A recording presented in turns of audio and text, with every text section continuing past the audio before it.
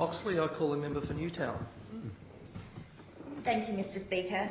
It's hard to escape the talk of the housing boom when you live in Sydney. Sit down in an inner west or inner city cafe and inevitably the talk around you will turn to capital gains, negative gearing or home renovations and speculation on whether housing prices will continue to go up or whether the bubble will burst. But for the significant number of renters across Sydney, and including the 56% of households in the Newtown electorate who are renters, it's a lot less of boom and a lot more of bust. And it's a lot less of talk of renovation rescue and a lot more talk of residual mould removal. Due to skyrocketing rents, unscrupulous landlords, short leases, failure to fix basic maintenance issues and chronic shortage of affordable housing options, renters in Sydney and in the electorate of Newtown are suffering. And the impact of this for our community and our society is clear. This week is Anti-Poverty Week, a week that highlights the causes and consequences of poverty and hardship around the world and particularly in Australia. And while there are many reasons why people experience poverty and many ways that we need to step up to address them, the New South Wales Council of Social Services says that the issue that comes up time and time again is the continuing lack of social and affordable housing. The last census found that there were nearly 95,000 households in New South Wales paying more than 50% of their income in rent. These are often people who aren't earning a huge wage to start with, and so to imagine what they're left with after handing over half of it to their landlord is hard to fathom. The demand for social housing continues to rise as increasing rents price people out of the market when social or public housing isn't available and people can be forced out onto the streets to sleep rough. We know in our electorate of numerous cases where people have been on the high priority or at-risk waiting list for months on end, in the meantime sleeping rough, or should I say, if they are lucky to even be disturbed by using that term, they have the access to temporary accommodation services. The Greens have a strong belief that instead of selling off public housing, we need to be investing in it. We need to be recognising the right that people have to safe, secure and affordable housing.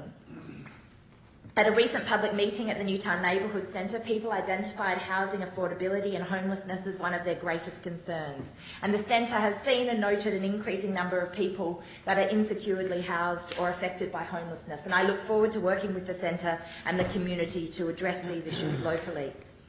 But the housing problem that we are facing in this state isn't just a problem with the public and community housing sector.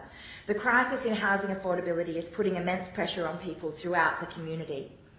Public housing tenants, private renters and private owners across the state are experiencing housing stress.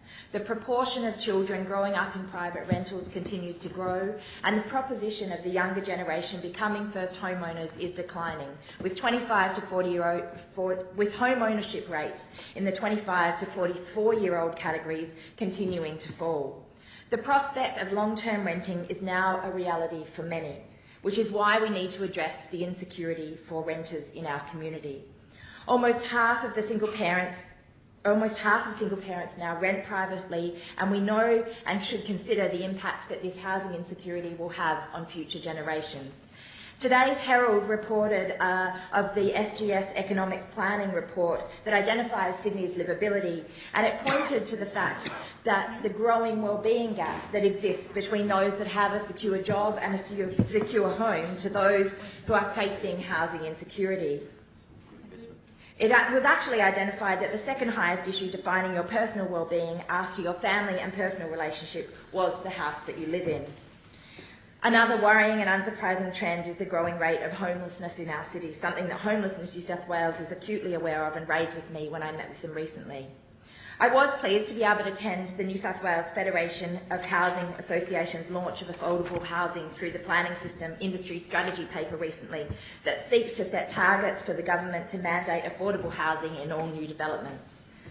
We know that we will not solve this housing crisis by pumping money into the speculative housing market through the tax system or by holding the community to ransom and threatening not to invest unless it comes with privatisation of our publicly owned assets.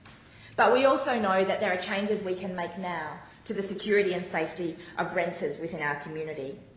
One of the things that we can do to protect the vibrant inner city areas and ensure diversity in our community is reform the Rental Tenancies Act. And I look forward to seeing a review of the Rental Tenancies Act in the near future. Can I seek leave for another 30 seconds?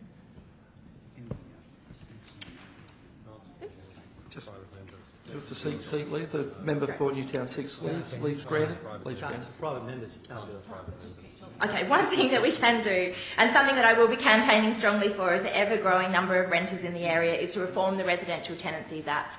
That is to remove the ability for no grounds evictions and also to cap rents at CPI and to once per year so that we can provide some security to the people that are renting in the inner city of Sydney. We need a framework that protects renters' rights. We need to reform our laws to address the housing affordability crisis, and we need to treat housing for what it is, a social and economic right that we need to recognise requires public investment to improve the wellbeing of people in our cities.